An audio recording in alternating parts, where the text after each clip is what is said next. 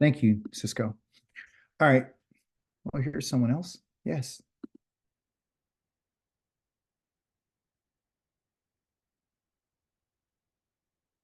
Shabbat Shalom, Kel.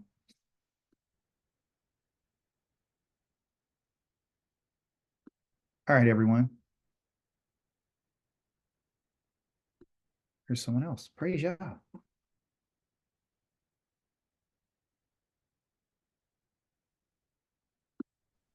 Okay, that didn't want to operate. Okay, just one moment.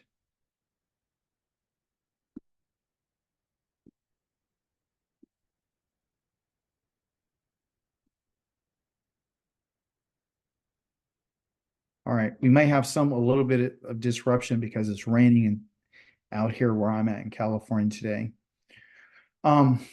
This week's Torah portion is called More, More.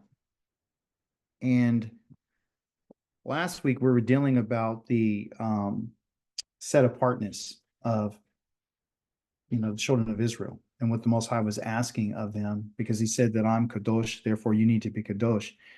And more is a time in which the means to say, but also to this idea behind amor comes from our root word called amar. Amar means to say. Some translations say speak, but that's not the proper word that should be there. For speak is called devar, but to say something is different than to speak something. Okay, and you say, well, what's the difference? Well, the difference is with a devar, what they would call a like davarim or devar, a word is to be spoken, and it's supposed to give order to one's life, right? And it's supposed to give you order, and it's supposed to direct you. To say something means that I'm going to give you a continuation of something that I've always been that I was saying previously. So to say something is the Most High is asking Moshe to continue to speak, to say these things to the children of Israel. And so Amar is putting a whole bunch of different words together and continuing them until they're complete, until they're full. So saying is a continuation until we get to a point where we become full. So Most High says, I need you to say these things to the house of Israel. Okay. Again, it means to continue. It's about continuance. Okay. So that our theme and everything that we're going to be talking about today, you're going to be able to see this thing. Like, for example, when the Most High was talking to Aharon, he was some instructions in order for him to make sure that his line continues.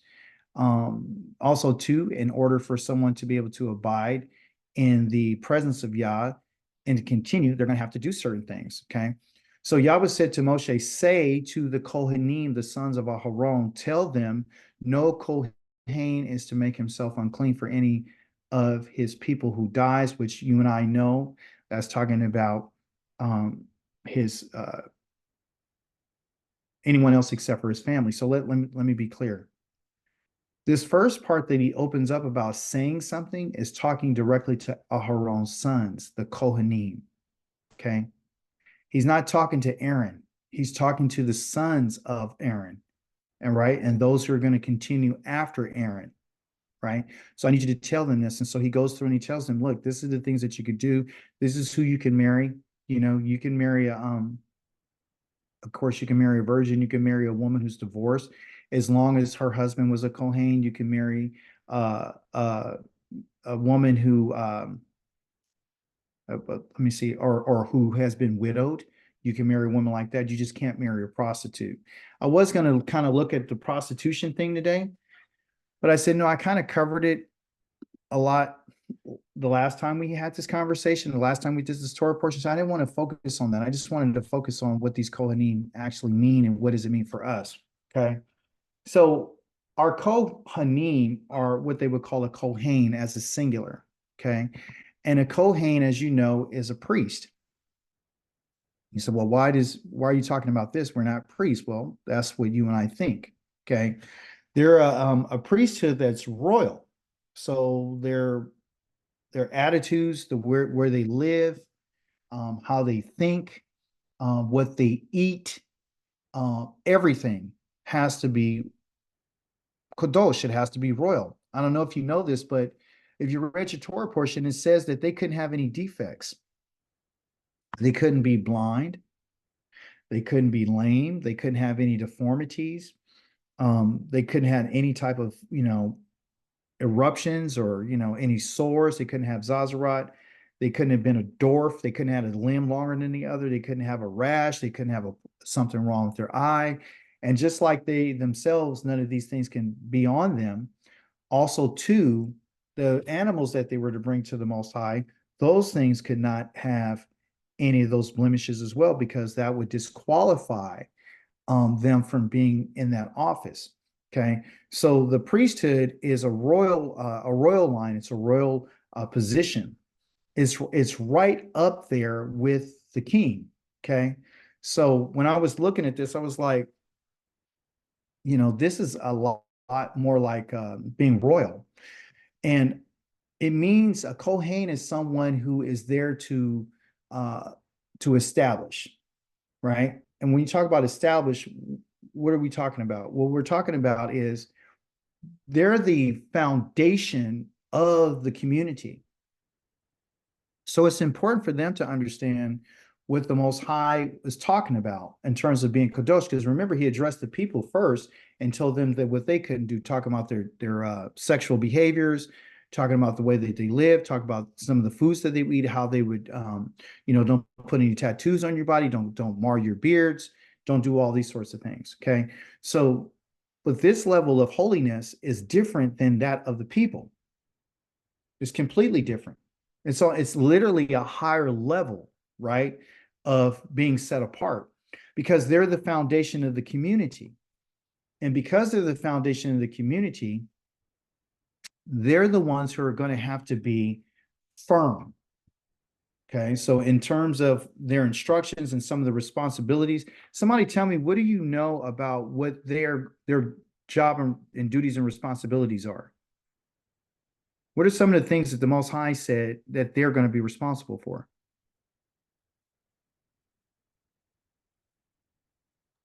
Is one of them Handling of sacrifices. What was that, Sister Pam? And I'll get you in here, Cisco. What did you say, Sister? the same thing, to offer the fat and the blood? Okay, to offer the fat and blood, right? So they're drawing near to the Most High, right? And they're the ones who's bringing his meal offerings. Also, too, if you read your Haftarah in chapter number 44 of the book of Ezekiel, they're there to teach the people on how to discern between that which is clean and that which is unclean. Okay. Again, you always hear me talk about that today. There's a group of people out here that's saying that they're priests and they're kohen, and they're unclean. So if they're claiming to be a priest or a kohen, as they would name themselves, and they're unclean, how are they teaching the people how not to be unclean if they're unclean? Can an unclean person draw near to Yah? That's the question. No. No. That's the purpose of us reading the Torah portion, because he's letting us know, okay, well, I'm going to show you what the people are, and then I'm going to show you what the Kohen are. The Kohen is someone who's the foundation of the community. So if the foundation is broken or shattered or doesn't work well, then everything else is going to fall apart. Well, you're saying, well, how do you come up with this firmness? Well, they're firm in the decisions. They're going to handle all controversies. Some of the other things that the priests do, everyone, is they handle, as you know, the zazarat. So anytime there was a situation when someone had to be examined, they would bring the priest out there to examine him. Okay. Anytime there was something like a mildew in your house, they bring the priest out there. The priest actually serve as a judge in those controversies, in those disagreements, and whatever word they said stood. Okay, it stands. And anybody who will go against what he said is to be put to death, because his decision is from Yah. Okay.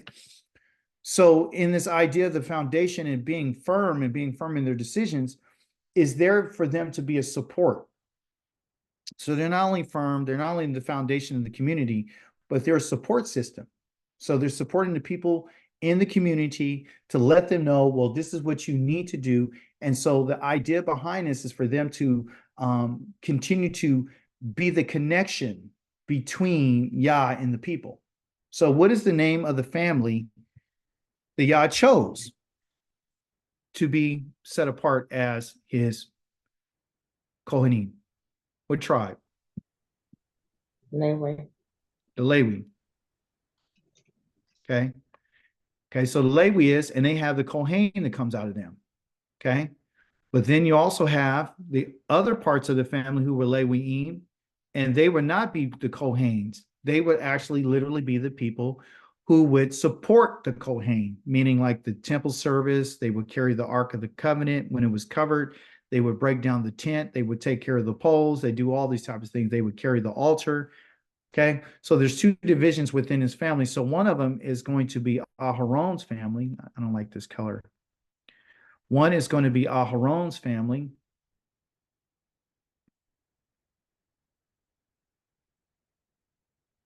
Okay, and his sons, and then all the rest is Aaron's uncles. Okay, that's who's going to be the Leviim, is all his cousins, their children. Okay, the cousins. Okay, the weather's making this pen not work. So it's going to be the cousins. Okay, so they will be a support. So Aaron and his sons are going to be a support, but also the Lewiim. They're also there to teach. That's their job, is to teach the people. Lewi in Hebrew is a lamed, a wa, and a yod.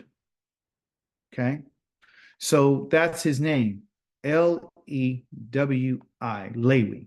Okay, so this right here is the wa, and of course the lamed is the L, and then the little yod right here is going to be the I, and this is just a vowel sound. Okay, so Lewi. Lewi means something. What does Lewi mean? For those of you who know what his name means. His mother named him this because she wanted to be joined to her husband. Okay, the joining is the lamed with the wa, which is the tent peg. The tent peg is what's put in the ground to hold the tent in place. The yod is the hand, which means the work. The shepherd's staff is for, of course, I just said it's the staff, but the staff is to guide and it is to direct. Okay, so all these different ideas in the name of this in particular tribe corresponds to what the responsibilities of that in particular tribe would be, which is I want you to be, I'm using you to join Yah, the creator, to his people. They're like a mediator between the two. Okay, so the people can't get to Yah without going through Lewi. Okay, so this is the reason why in the book of Hosea it says that you guys don't have a king, you don't have a priest, you don't have an ephod. So right now there's a breach that's between us and Yah in one manner, like drawing near to Yah. It doesn't mean that you and I don't have a relationship. It just means right now you and I are not really physically joined to Yah, because Yah wants us joined to him, right? So he uses this family to join us so we can bring him our offerings and our sacrifices, right? That's why they're the priests.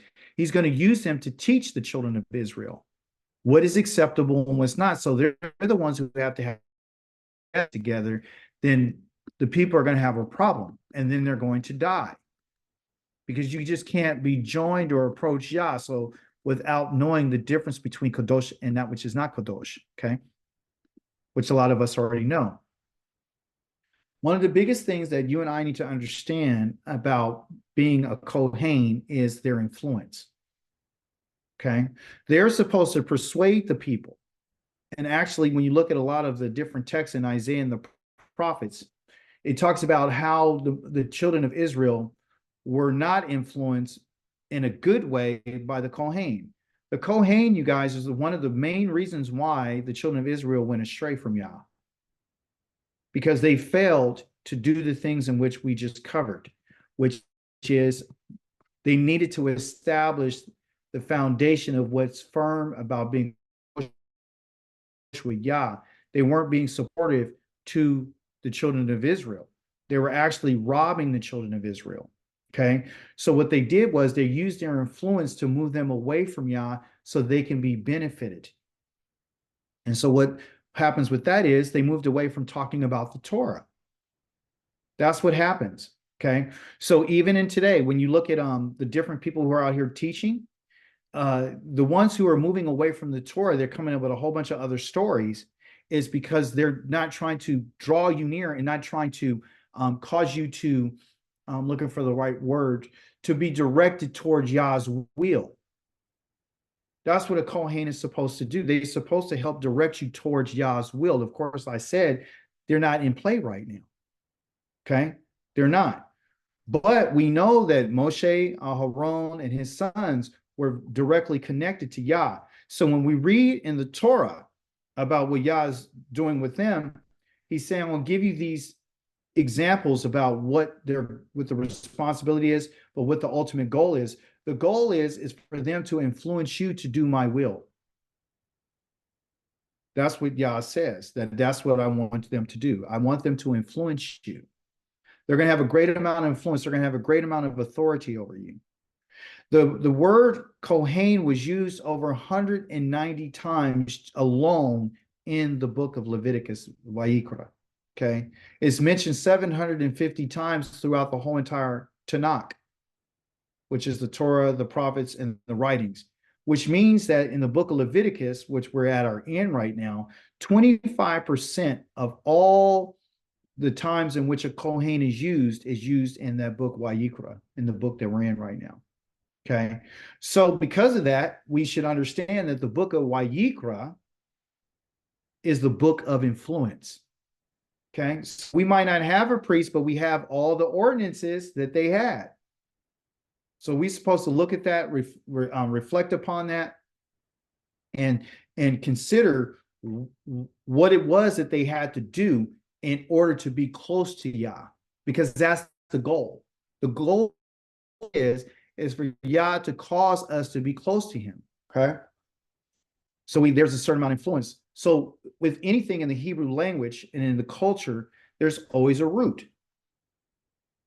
Okay. So here I have a child root. When I mean child root, means that, these letters, these three letters right here represent a child root. Any word in Hebrew that has three letters is called a child root. Okay. And that child root can either be a natural child, meaning like, you would have a normal child that come from a mother and a father, or it could be an adopted child root, meaning like, it was an adopted into the family. But the bottom line is, in Hebrew, every three-letter word is a child root. And with every time there's a child root, there always has to be a parent. There always has to be a parent with a child. So in the parent root, I'm showing you the two letters. Okay. Now you say, well, I don't know Hebrew. This may not make sense for me. It's a little over my head. All I'm going to say is just follow me on this. If you know what a child is and you know what a parent is, you'll get the idea behind what these letters mean and what they represent. So the letter that is the child, the one who makes up the child root, is this hay, the one that's made in the charcoal gray. This one right here is what makes this a child root. These two letters right here are the parents. So this letter, the Kaf and the Nun, is the parent. Okay. So if you want to know what the child is like, you would have to look at the parent, because the child shares some of the attributes of the parents. Okay. So it all begins with 2, and the 2 shall equal 1. Okay. So 1 plus the 1 will equal 2. This is the first parent, and that's the second parent. Okay. Excuse me. 1 plus 1. Let me see. Equals 3. I put that wrong. Yah says the 2 shall become 1. And then you add that 1 to another 1, and that will become another 1 again, because that's the 2. So that's the male and the come together, the two shall be one. That one that they're talking about is not just unification of body, but you're going to create another one. You're going to create a child. That child is one. That child is going to find another child of the opposite sexual orientation, and they're going to come together. That two is going to come together, and then they're going to make another one, another child. And that's how it continues to go on, talking about offspring. Okay. This word Kohen has the parent root, and the parent root is those two letters. So we're going to talk about the first one, the first letter in that parent root, which is Kaf. I call it the Kaf family. The name of the letter is called Kaf. Kaf, okay? And it's from a family. There's 22 letters in the Hebrew alphabet. This is just one of them, okay? And it's a family. Because Hebrew alphabet is nothing but a family of letters. So you say, well, how is this connected to our Torah portion? Our Torah portion is about saying or saying. And what are you saying? You're saying words. And when you get words, words come from letters. And letters are based on sounds. So you can't say anything without making a sound. You can't have that unless you have a letter. And then you take those letters and you make them into words. You see? And all this comes from this family. So the family of letters that we're discussing today have significance. Okay, it looks like a reverse C.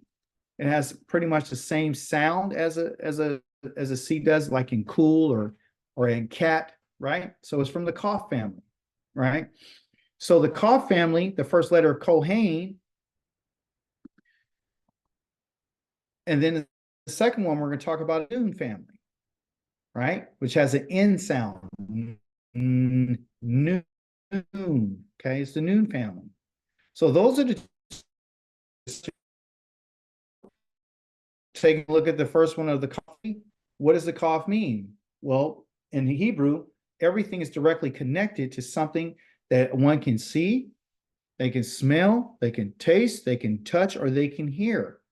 So this has to do with the pictograph of the letter Kaf started off with look like a palm of a hand. Okay. The palm of the hand is used, if you look at your palm of your hand, and just put your hand out right quick, it's already naturally bent and it has a curve to it. So you could put something right into the middle of your palm and you can look at it. Okay. So the palm of the hand, that's what this first letter has to deal with. And this has to do with Kohen.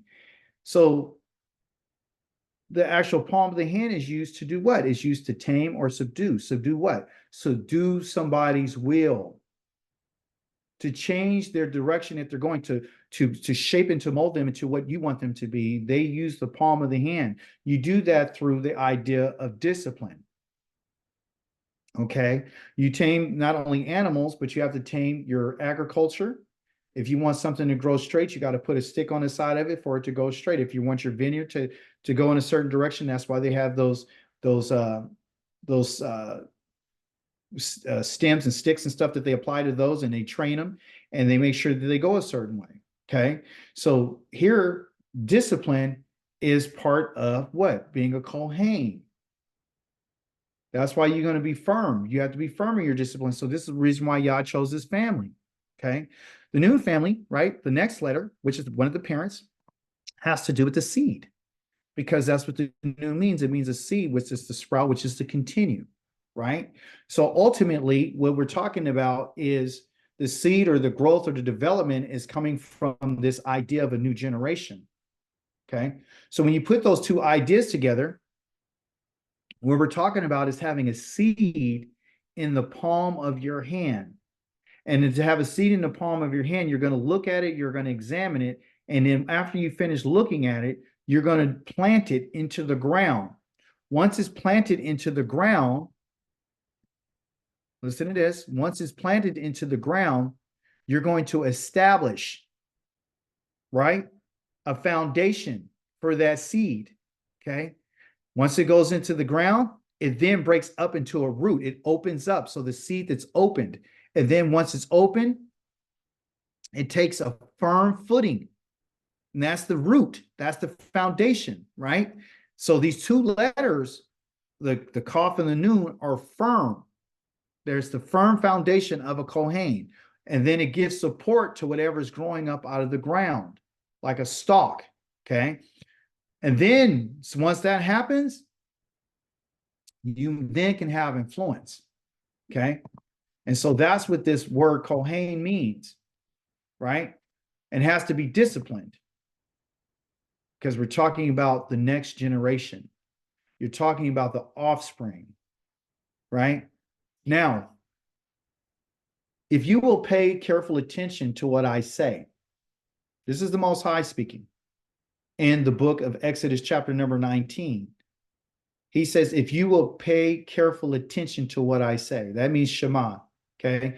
What I say and keep, meaning guard my covenant, then you will be my own treasure from among all the peoples, for all the earth is mine.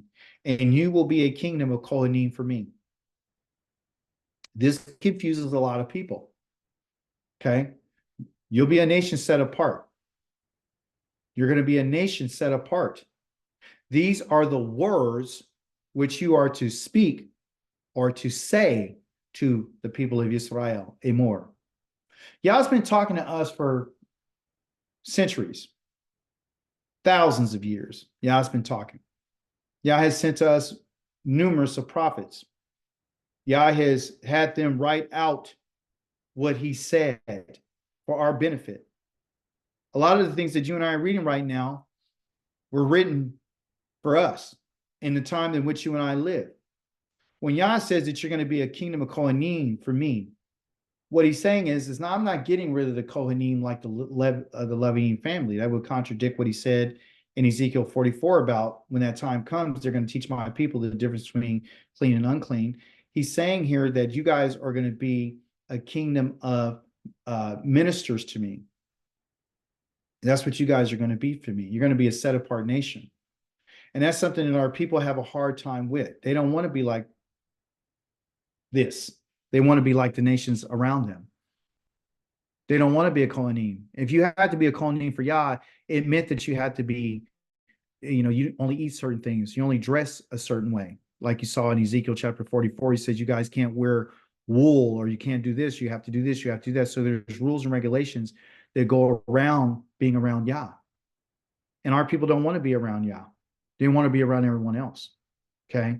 And so here it is. He tells us that you're going to be a kingdom of Kohanim for me. So what does this literally mean? What does it mean? Does it mean that you and I are going to marry a virgin like he told the high priest? No, doesn't mean that. Does it mean that you and I may not marry a widow or divorcee? No, doesn't mean that. Right? You can't marry a profane woman or prostitute, that's for sure. But he must marry a virgin from among his own people, talking about the high priest, and not disqualify his descendants from among his people, because I am Yahweh who makes him Kadosh. I highlighted here the idea of being disqualified. Okay, you said, well, this doesn't apply to me. This applies to Aaron. Well, Yah just told us that you're going to be a Kohanim for me. So what's the connection? Well, the connection is that if you and I are going to be Yah's people, and we are, then this is how we have to be. We, just like he can be disqualified, you and I can be disqualified. You can be disqualified. Okay? And because of that, when I was reading in the Torah portion, I said, well, yeah, we're not Kohanim. Not in the way that Aaron and his sons are. So how could you and I, is there any way that we could be disqualified? Yeah, you could be disqualified. It's found in the book of Psalms, chapter number 24. The question is Mi ya'ale et behar Yahweh, and umi the yakum the bimkom and the kadasho, meaning who may go up to the mountain of Yahweh? That's the question. So this is about whether or not you and I are going to be disqualified.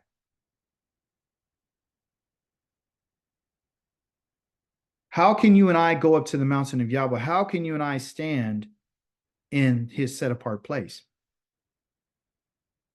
It didn't say how you and I can go up into the temple. It said, who may go up to the mountain of Yahweh? Remember, the mountain of Yahweh is the place where all the nations are going to assemble themselves to come and learn the Torah. This is a psalm that's written by David to give us information on what you and I need to do so we won't be disqualified. The one who's going to go up to Yah, the one who's going to Ya'ale, okay, it's in like an interrogative question or interrogative, depending on how you want to say the word, to ask the question. Who's going to be able to ascend? Who's going to be able to go up to Yah? Who's going to be able to stand in the set apart place? Because as his people, you and I are going to be able not to only go to the city, but we're going to have to go up to the mountain, and you and I will be attending going up into the temple of Yah. The courtyard, excuse me. The courtyard. If you and I are not Leviim, we won't be allowed into the temple. But if we're of the tribes of the other tribes, you and I will be able to come up to the courtyard. And we will be able to walk through the courtyard. And you and I will be able to walk with our families. And you and I will be able to walk with our offerings. And you will have things in your hands. You would have items and blessings of rams and goats and lambs and fruit and wine that will be in your hands, and sheaves and grain to bring to Yah. Some people look at that and say, well, I don't want to do that. I just want to come boldly before his throne. I don't need to bring all that. Yah says that these are the things that he wants because it's representative of all that he has asked. And you saw that in your Torah portion this week, where the Most High said, when you go into the land, I want the first sheave of the ground that comes out, the first fruits, the bikarim. I want you to bring that to me. And I want the priest to wave it before me, because it's one of the offerings that's a ruach nekoach. It's a smelling aroma to me that I enjoy. I want that because it reminds me of what I promised your fathers. I did give them the land that I told them I was going to give them. But the question is who can go up to this mountain? I want you to ask yourself that. That's what Yah is saying a more to us. Only ones who are going to be able to go up to the mountain of Yahweh are those with clean hands and pure hearts, and who don't make vanities the purpose of their lives or swear oaths just to deceive. Of course, in the Hebrew, it gives you all the different words, like the kapayim for your hands, and the pure hearts is talking about your minds, right? And the ones who don't make vanities, the emptiness, the purpose of your lives. Highlighted vanities because vanity means emptiness. So the question is what is the purpose of our lives? And what are we doing with our time?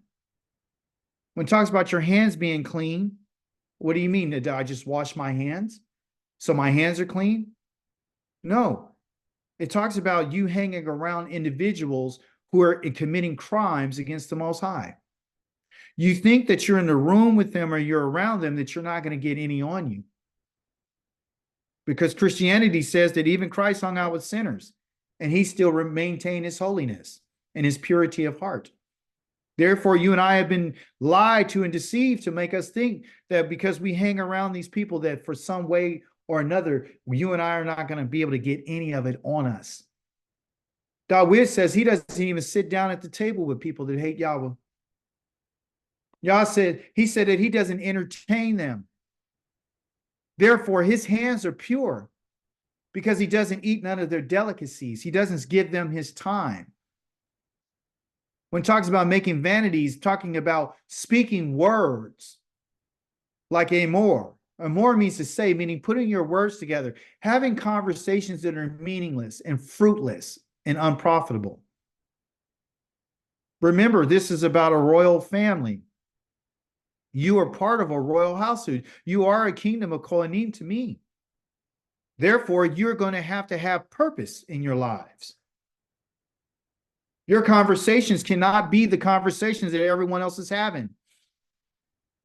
You cannot do the things that they're doing and think that your hands are clean and that your hearts are pure. You see?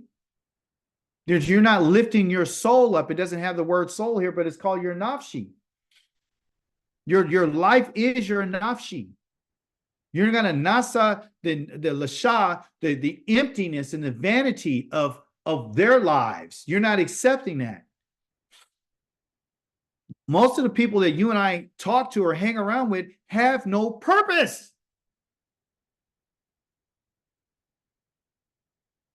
They're not bent on doing Yah's will. They're not trying to influence others to follow Yah and be respectful towards his laws, the statutes, and commandments. They're not taking the mates out of their house and eating unleavened bread for 7 days. They're not honoring the Shabbat and prepping before. They're not setting their mind on Yah. They're not contemplating what they need to do in order to appease him. They're not confessing and admitting their crimes against the Holy One of Israel. They're not studying the Torah. They're not involved in prayer. They're not being supportive. They're not firm. They're shaky when it comes to discipline. What do you and I have in common with those who live lives that are full of vanity? Nothing. You and I have discovered the purpose of our lives. And we've stumbled across this because of Yah. Yah has directed you onto this path so you can discover the purpose of your lives. He has brought us out from a place where we had no purpose, where we were completely vain in our imaginations. We had no clue and no idea of why you exist. You discover why you exist because of Yah. He wants you to know, because he exists, that therefore, if you intend on existing, you have to have purpose in your lives. You and I have to become like the Kohanim. That's why he gave us the example of the life of a Kohanim. I'm telling you that I'm not accepting. He says he's not accepting anything with a defect in it. Well, I got a rash. I got a stigmatism in my eye, so I guess I'm not accepted. I might as well give up. I'm not approved, so I can move on. Listen, people. He's talking about our souls in this context. For them, physically, yes. In order to approach the temple of Yah, yes. Is that still going to be the case? Yes. But what is it about the heart, the nafshi that Yah wants? He's telling us that I need you to examine your lives. I'm telling you that the way that you spend your time, I'm concerned with. You and I don't get a pass because we're in exile, people. We don't get a pass to live the lives that these other people are living and think that you and I can live the lives that they're living and nothing's going to happen. That's contradictory to it. It doesn't mean that you and we don't supposed to study. There's no purpose in studying or giving our time wholeheartedly to Yah because it doesn't benefit us right now. That was the old idea of the priest. We don't need to continue to study. We got it on lock. We're already approved. We're the family that Yah chose. Just like the children of Israel saying right now, we're the people. We're the people. But they won't line up their lives according to what Yah says. And they'll never come to discovery of that unless they're studying Yah's Torah. Loving Yah and clinging to Yah is the purpose of our lives. I don't have a slide for it. It's in Deuteronomy chapter number 30. If you want to go look at it for yourselves. The purpose of our lives is to love Yah and to cling to him and to do what he says. Cling to Yah. You can't cling to something that's kadosh and set apart if you and I don't have the mindset for that.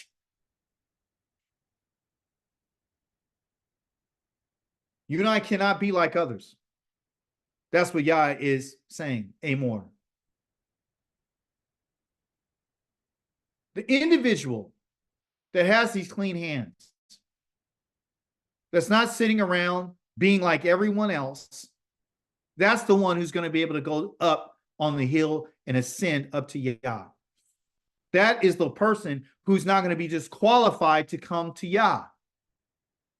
He or she will receive a blessing from Yohewah. A blessing. What kind of blessing? I'm going to put something in your hands to bring to me, and righteousness from Elohim who delivers him. You see?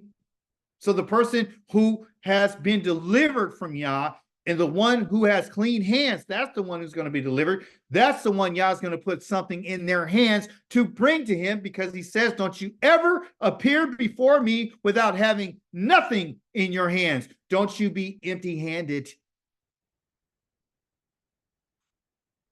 But he's only concerned about your hands. I don't want you to be empty. I don't want you with an empty hand coming to me. If I told you I don't want an empty hand, do you think I want you to have empty words? These people honor me with their mouths, but their hearts are far from me. They're coming with empty words. They don't really mean what they say. They're just talking like everybody else. I don't want you just talking. I don't want you to amor without a purpose in your conversation. Well, it hasn't happened. I don't see it. So I can't be this way. I will never dare to want to do that, because I don't see the benefit in it right now. It says, such is the generation of those who seek him. I changed the word. It says, such is the character. That wasn't the proper word. It's a generation. It's not the character of those who are seeking him. It's the generation of those who seek him. This is the generation, people. We're living in that generation. This is why we need to pay careful attention to what he's saying to those who are seeking him, those who are clinging to him, of Yaakov, who seeks your face, Selah. That word Selah means to ascend. It means to get on a ladder and climb up to Yah. We have to stop looking for Yah down here. You have to climb a ladder. Just like Jacob had a dream and he saw the Most High standing at the top of the ladder. That's what you and I have to do. We have to get on those rungs, and we're going to have to climb. We're going to have to climb to the next level, people. We can't sit back and have these conversations with these people who are empty-hearted and empty-minded and they're vain in their conversations. Generation means a circle. That's what generation means. It's a circle.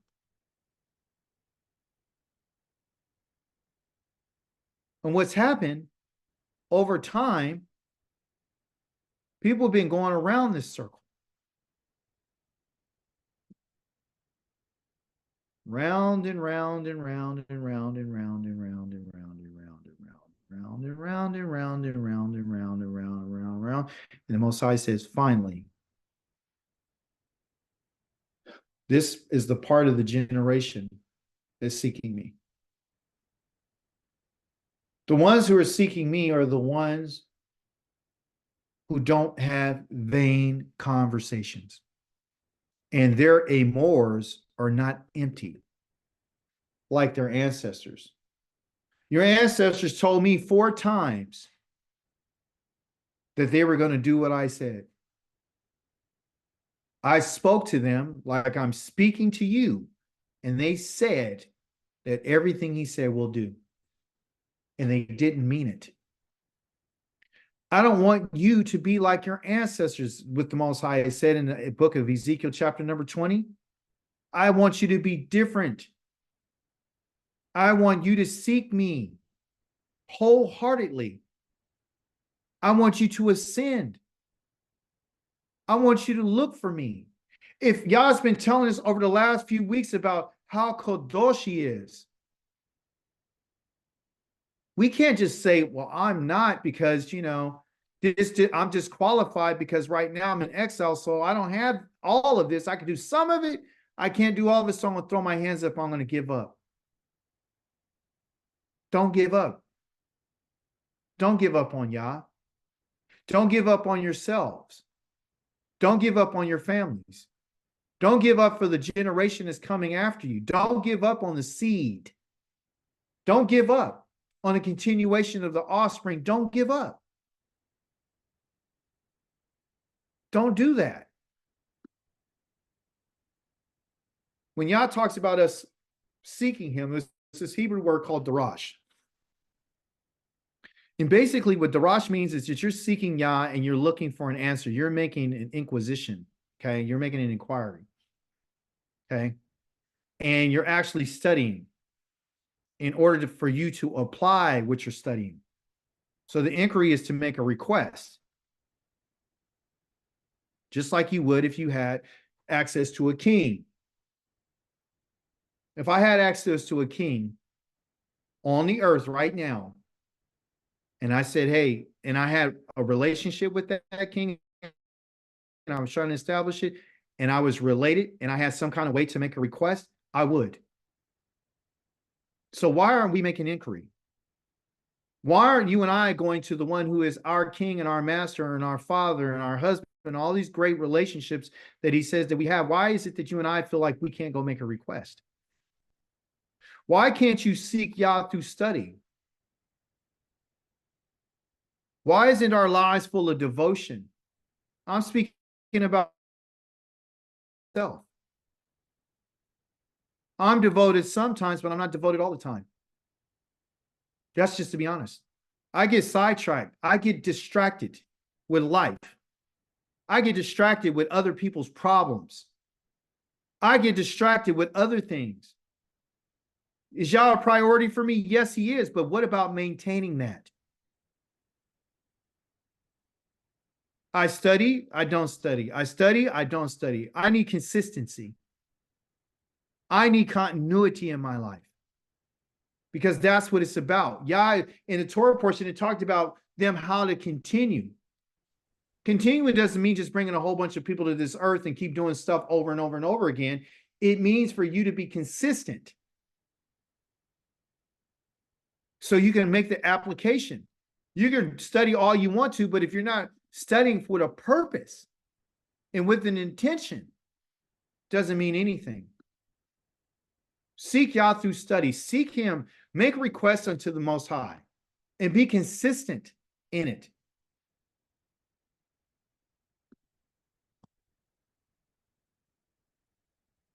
This is in chapter number 25 of the book of Psalms. Right after 24, this told us on how we may not be disqualified from coming up to his mountain. Anybody on,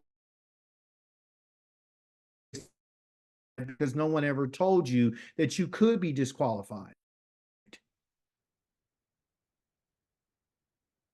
Listen, if you and I are not consistent with Yah and keep going back and forth with him, it's not going to in a relationship. You can't be on and then off and on and off and on and off. You can't. Something that you and I have to learn. I'm not saying it's easy, but it's definitely. It talked about in the Torah portion about lighting the menorah. It said continually. Continuity, and it had to be done in a certain way. Yah is telling us that it's about continuing. I'm looking for consistency. I'm looking for continuity. So if the priest, well, by chance, was not to light the menorah one day because he got a little lazy, it's over. The moment you put your guard down about who you're going to marry and what the Most High said for them, it's over. The rules are not changing for you and I. Yah is consistent.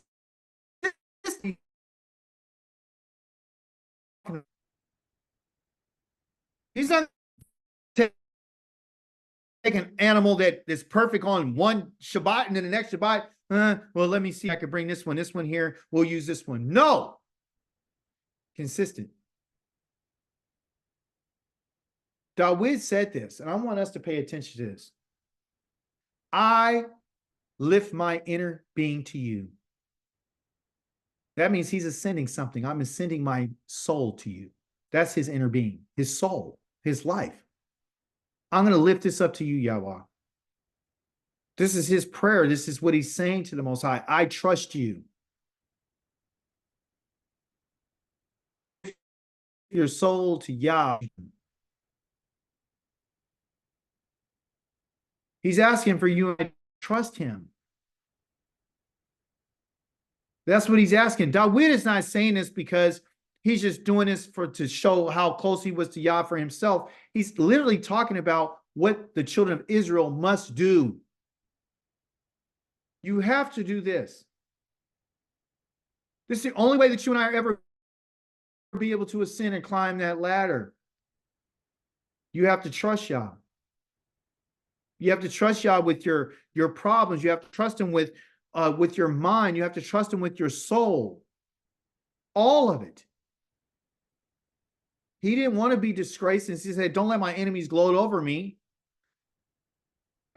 No one waiting will be disgraced. That word disgrace there means to be put ashamed, like to be dry. I was like, okay, what does it mean to be dry? He's saying, listen, if a river was to go dry, the fish will die and they would stink.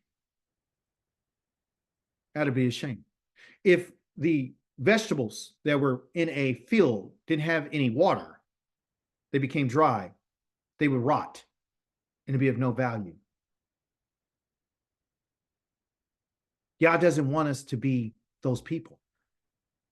Dawid is saying, you're not going to let me become like a river that doesn't flow.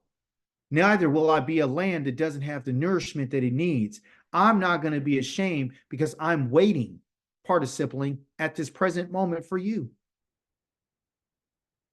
Disgrace is only for those who break faith with Yah, who become treacherous against the Most High. Treacherous means that they've been unfaithful and they've been lying to Yah for no reason.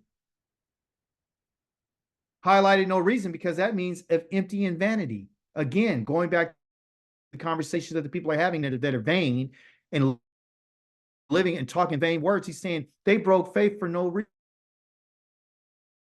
reason, for nothing.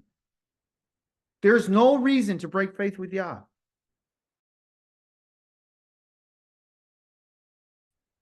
Our lives have to have purpose. He says, make me know your ways. Yahweh, teach me your paths. Guide me in your truth. Put that staff on me.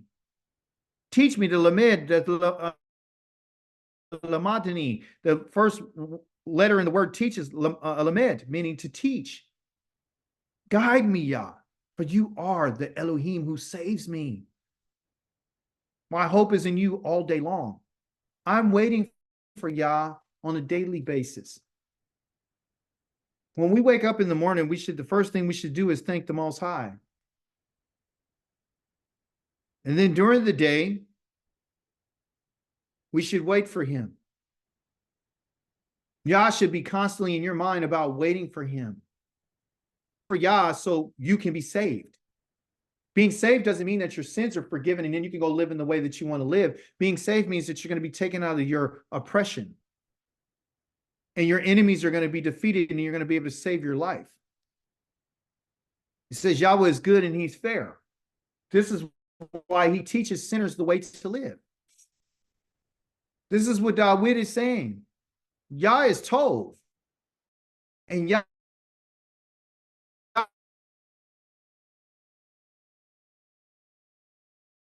way, the path that Yah designed. Here's the thing that I want to really share. He leads the humble to do what is right and teaches the humble to live his way. All Yahweh's paths are grace, truth, to those who keep his covenant and testimonies.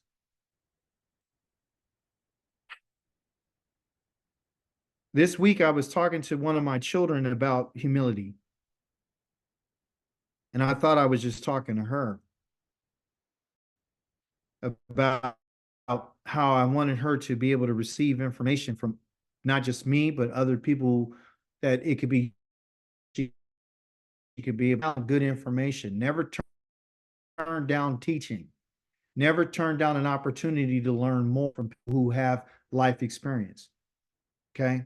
When I looked at this word humble, it resonated with me because I was like, okay, yeah, I'm trying to be humble. Okay. Well, let me tell you what humble means. A certain way. The word is called Anah, and it has to do with the ayin and a nun. These are the two letters. These are the parents. Okay. The word is called Anah. It has a waw on the end. Okay. Anah. If I was to spell it, it'd be A-W-N-A-W.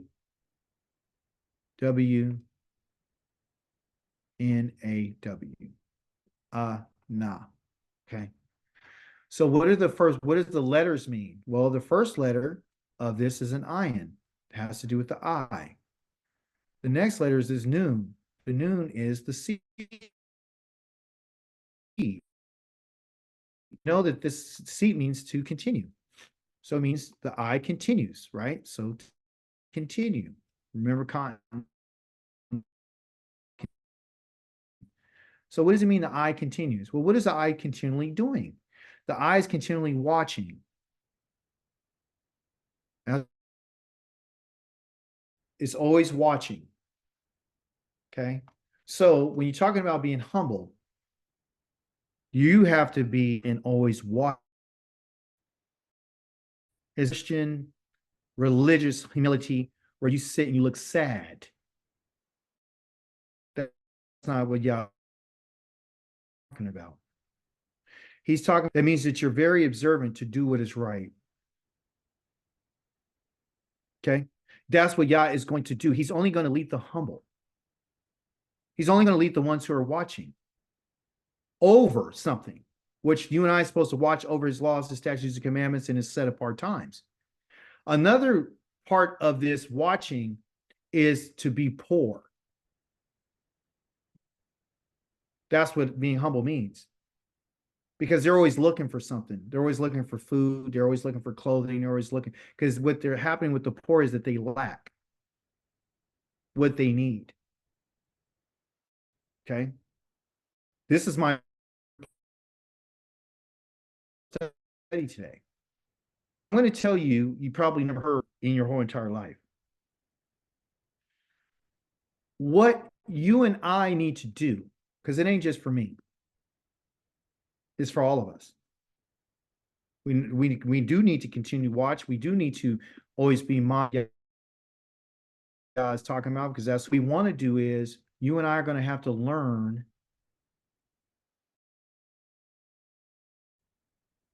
how to be poor.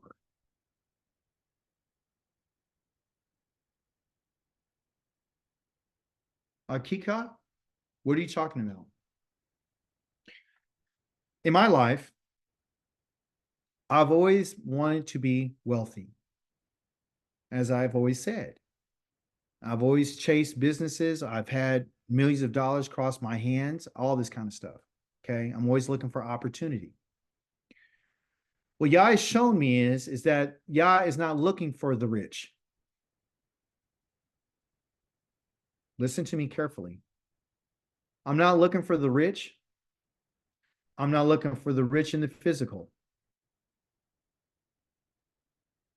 And I'm not looking for, not that you are not going to be rich. And I'm not looking for the rich in the spiritual. The reason why I'm not looking for the rich in the physical or the spiritual is because they have no lack. Meaning that they have no need of me. They don't need Yah. They don't need him. And they don't lack anything. You see? David is saying, and many of his other Psalms that you hear, he always talks about how poor he is. But there's a verse that talks about how rich he was, where he had 99 tons of gold and thousands of tons of silver and jewels, and he had a kingdom and all this. But what we need to learn how to be is to be poor. And when I'm talking about poor, I'm not talking about being poor physically. We need to learn how to be poor spiritually, or what you would say in your soul. When you're poor, you need to be filled. You need Yah. When your soul is poor, that's a humble person. Don't try to be just rich. Don't waste your time in your life just trying to achieve wealth and greatness in the physical. Okay? The one who is poor in their soul is the one that Yah is going to make rich. See, people are using the wealth of their physical wealth to satisfy the desires to become rich in their spirits. They don't need Yah. See, Yah wants to make you poor first. Just like he says, I want, before you become, who does Yah exalt? Does he exalt the ones who are full of pride, or does he exalt the humble? So being humble is one who's low. I want to make you low, therefore you'll be poor. Once you become poor, you'll be humble and you'll have a need for me. Then what I'm going to do is I'm going to raise you up. You're no longer going to be low, but once I raise you up, you're going to become rich and you're going to become wealthy. So literally what we can't do is put the cart before the horse.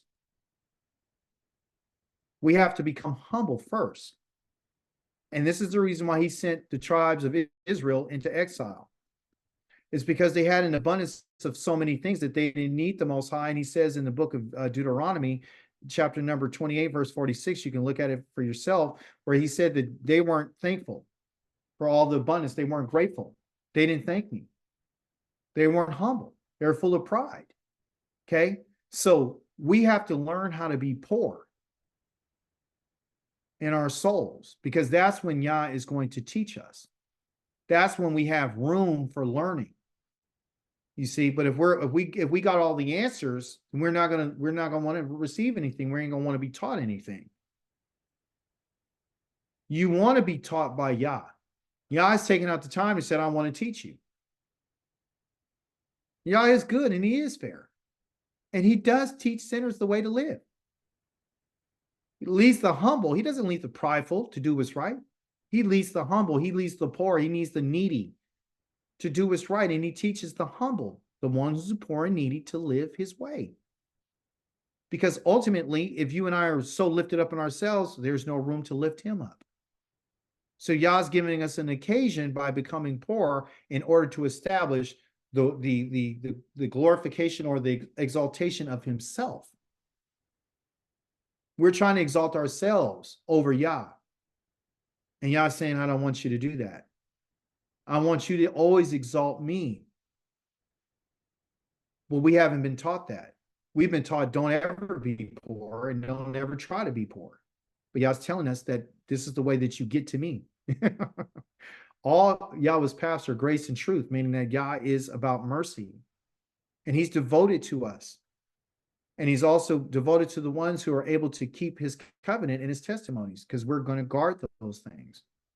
I hope you would take that today out of this lesson. And for the sake of your name, Yahweh, David had asked to forgive my wickedness, though great it is. Now, I want you to know in chapter number 25, David is saying this, right? David is speaking on the behalf of the nation of Israel. He is their king. And so what this is a prophetic declaration that he's making on behalf of Israel. It's not for David. It's not. It's for the nation. He's saying, for the sake of your name, Yahweh, forgive my wickedness. Talking about the nation as a whole, forgive my wickedness, great though it is. The nation of Israel is a wicked nation. Okay. Who is the person who fears Yahweh out of the nation of Israel? Who's going to give themselves to Yah to fear him? The ones who fear Yah is the one he said he will teach him the way to choose. So we see we have to be humble. We have to be poor and needy of Yah. We have to be fearful. We have to be reverent of Yah. We have to cling to Yah. It said he will remain prosperous. Oh, really? So now this is the person, this is the same chapter that one, he just said be humble, and now he's saying you're going to be prosperous. The prosperity for us is found in being on Yah's path, people. That's the greatest wealth that you and I will ever obtain in this world. That's why he doesn't want us to put anything above him. And it's the sinners will inherit the land. Yahweh relates intimately with those who fear him. He makes them know his covenant. So obviously, if you and I are studying, because fear means to be directed and pointed in a direction, fear means to listen to Yah, and he says, here's the way, here's the path.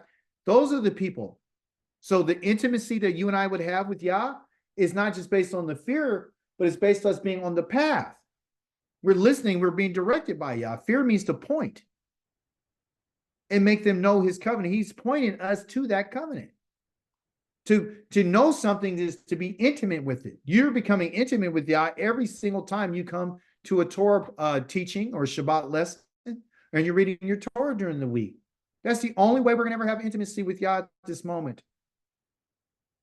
You understand? To get to know him, to get to know what the words are being said, a more. These are words that says, my eyes are always directed towards Yahweh. Again, that letter, ayin, is right there. What eyes? Oh, the same word for anah. When a person is humbled, their eyes are lowered and they're not lifted up. They're looking down, but he says, now my eyes are directed towards Yahweh. You and I can only be directed towards Yahweh when you and I become anah. When we become humbled. You understand? Anah. When we become anah, when your eyes, then you can look towards Yahweh. Why? For he will free my feet from the net. When? When I'm humble. When I fear him. Turn to me. This is what David is out to do for the children of Israel. That turn right there talks about, I got a letter pay here. This pay right here represents the word panim. And panim has to do with turning his face. He's asking Yah to turn his face towards Israel. He's acting like he's Israel, talking and show me your favor. For I'm alone and oppressed. When was David alone and oppressed? He's talking about the children of Israel. He's speaking on our behalf as our king. Okay? Here to be, he says, I am alone. That word alone really means I'm only alone. There's no one in the situation that Israel's in. And I'm not talking about the state of Israel. I'm talking about the children of Jacob. No other nation is sharing in this except for us. We're alone in this. No other nation has experienced what we've experienced. They haven't. No other nation, no other people have been done the way that we've been done because of our inability to listen to what Yah says. And therefore, because of that, we're alone and we're oppressed.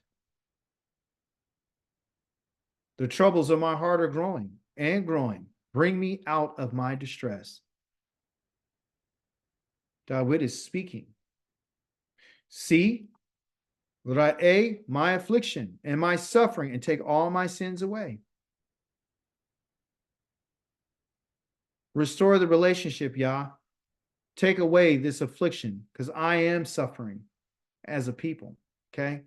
I put these letters here, these Hebrew letters here, because in this in particular teaching in chapter number 25, every single, there's 22 verses in this in particular chapter.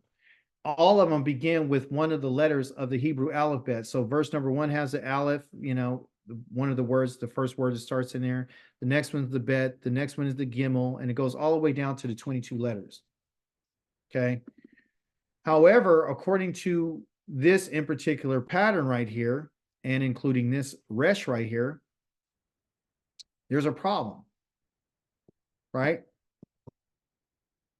So in the Hebrew alphabet, it goes samak, ayin, pei, zadi, kof, resh, and then shin, and then tav. Okay, that's how the alphabet goes. It goes samak, ayin, pei, zadi, kof, resh, shin, tav.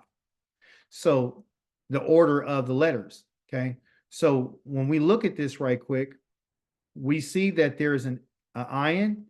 So there was a samak on the previous line, and samak, ayin, and then pei, zadi. That's all in order, but there's something missing. The letter that's missing is this kof right here, out of this in particular structure that David is putting together. And I asked the question, well, why is this in particular letter, the kof, missing? Why is this missing out of this prayer? Why? Couldn't he have put a letter in here like kolal or for curse or whatever? So I went and I looked up what this letter means by itself, and what it means is a circle. And what it means is to continue. The reason why this letter is not inside of this in particular psalm is because David is not asking for it to continue. This is the thing that in our Torah portion talks about the words continuance and how we should continue doing this, continue doing that, continue. There are some things that God doesn't want to continue. The things that God does not want to continue are being alone and being oppressed. He doesn't want your foot to be side in a net. He doesn't want that to continue. He doesn't want troubles to continue for you, and he doesn't want you to be in distress, and he doesn't want your affliction, and he doesn't want your suffering to continue, and he doesn't want your sins to be the reason why you're being held down. It's your sins that cause you to go into exile. It's your crimes that you've committed against the Most High. So there's some things that should be used for continuance, but there's things that God doesn't want to continue. God doesn't want oppression to continue. And he doesn't want troubles to continue. Because that trouble there is to be pressed. That's the reason why this letter Zadi is used, because it has to do with pressure. That's what trouble is. Trouble is pressure. It puts pressure on you, and of course puts pressure on your heart, which a lot of people again have this heart disease, and they end up having heart attacks because of the pressure that's put on their system. Okay? It's all connected. So these are the things that God doesn't want to continue. He doesn't want you to be alone. I've heard a lot of people talk about how lonely it is to be on this walk. And I'm alone, and you're alone. And all we have is each other. I've heard people to be on YouTube that say that there's nobody in their state that they know of. They're reaching out to everybody, and they're still alone. There's nobody there to help them. There's nobody to commune with. There's nobody. Everyone's reaching out. But one day, you guys, it's not going to be like that. One day, we're all going to be together. Okay? And this is for the group of people, we're still in chapter number 25, are the ones who are humble. Of course, in conclusion, David says, consider my enemies. Talk on behalf of the children of Israel. Okay? Show how many they are. How many they are. I need you to see them. And how cruelly they hate me. Protect me and rescue me. Don't let me be disgraced, for I take refuge in you. Refuge. Let integrity and uprightness preserve me, because my hope is in you. Elohim, redeem Israel from all their troubles. So again, he's talking about the nation of Israel. David is speaking on behalf of the children of Israel. So when he was in ruling, was the children of Israel? No. David was defeating all their enemies. So what do you mean all their troubles? David was prophetically telling you that the children of Israel are going to be hated by all people. They're going to have nothing but enemies. They're going to hate you. You see? And that's the reason why you're going through what you're going through. David wasn't oppressed. He was the king, and he defeated his enemies. So he's talking about Israel. Here is something. Let's see, that's okay. This right here is a statement that Yah has said to Ezekiel in chapter number 44 of your Haftarah. It says, their inheritance is to be this. I myself am their inheritance. You are not to grant them any possession in Israel. I myself am their possession. He's talking about the tribe of Levi, more specifically. When he says that I'm their inheritance, he's saying, like, you guys, they're not going to get any land. I don't want them to have any land. Why? Because I'm their inheritance. I'm their nakalah. Okay? Not only am I their nakalah, I'm their inheritance. That means my possession. So they're using this in English as a possession, inheritance. But then he says, I myself am their possession. So I looked up that word, and it's different than this inheritance. This word right here is called akuza. Okay? And akuza, everyone, has to do with vision.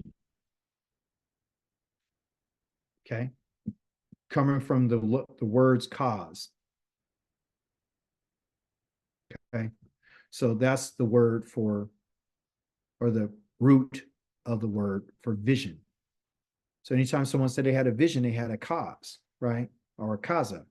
So I asked myself, okay, guys, so if you're talking about I'm their possession, I'm their akuza, and akuza has to do with the vision. What are you saying? He's saying, I am the one who gives them the ability to see. I'm the one who gives them light to see past darkness. That's what I give them.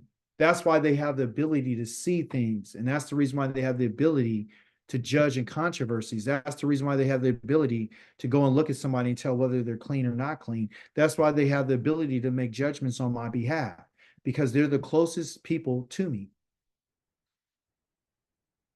They're closer to me than anybody else. That's how close these people are to Yah. I asked myself, I don't know what tribe I'm from, but after reading the Torah portion and the Haftarah, I wanted to be a Levim. I want Yah to be my inheritance. That's what I want. Yes, we can receive the land like all the other tribes, but ultimately, Yah wants to give us all, listen, he wants to give us all the ability to see things his way. He's just using them to show us the way. They're the ones who have the vision to see it. You see? So I am jealous of this. I want to be an akuza. I want that from Yah. I want Yah to be my akuza. I want to be Yah's inheritance. That's what I want to be. Yes, I want the land too, but they live in the land, but they had different possessions. Ultimately, I want that relationship. Just saying. Here's something I want to end with on our study today. You and I, as a people, will rebuild the ancient ruins. Okay? And we're going to restore the sites long destroyed, and they will renew this ruined cities destroyed many generations ago. Strangers will stand and feed your flocks, and foreigners will plow your land and tend your vines. But you will be Kohanim for me. right? Kohanim of Yahweh. Spoken of as ministers to our Elohim. You will feed on the wealth of the nations and revel in their riches. This is found in the book of Isaiah, chapter number 61. So when we read earlier, Yah says that you guys are going to be a kingdom of Kohanim for me. You're going to be ministers for me. And because of your service for me, I'm going to let you feed, and meaning live off the wealth of the nations. Just like the Leviim and the Kohanim, they're more concerned about the service that goes on the temple and everything that goes with it. And the children of Israel are providing them with everything that they need, like handling all the wine and the fruits and the vegetables in the baskets. And they bring all that to the Leviim. The Leviim give it to the Kohanim, and the Kohanim make the sacrifices. I'm going to use the world and the nations and the strangers, and they're going to do the service of the labor that you're supposed to have been doing. You're not going to do that. They're going to plow your lands, and they're going to feed and stand and feed your flocks. They're going to take care of all the things that they need to take care of, while you are going to be servants to me. So the whole purpose of the Kohanim, everyone, was to show us exactly what Yah's intention is for the nation of Israel. So ultimately, if you and I are in service to Yah as Kohanim of Yahweh, then that means that Yahweh is our Akuzah. Because then you'll be able to have vision and sight to look out of the darkness into the light, you see, or from the light to receive the light to look through the darkness. Once you're able to look through the darkness and have the vision of what Yah's talking about and do our jobs as we were supposed to be doing, then the other nations are going to be the ones who are going to provide us what we need. You see, just like we did for the Leviim. Same thing. That's what it is. This is the end right here. See? So what did we learn today? We learned that the Kohanim, there's certain orders. There's Aaron and his sons, which are going to be established forever. I don't have a slide up for it, but you can find it in Jeremiah chapter number 33. They're always going to be the priest. That family Yah has chose, and he swore to them forever that they will be a priesthood to him. Nothing you and I can do about it. Period. Should you be jealous? You could be, like I am. I want to be Yah's Akuzah. You show me, you are going to be my Akuzah. Because I'm going to take you, right? And you're going to serve me as ministers. All of you. He didn't say the Leviim here. He didn't say the tribe. He said the nation of Israel. If you read that in chapter number 61, he tells you the people of Israel. See, the ones who make it. The ones who are going to be able to ascend on the mountain, the ones who fear him are going to be the ones. So don't get disqualified from being one of Yah's ministers. Don't be disqualified from being able to come up to Yah's mountain.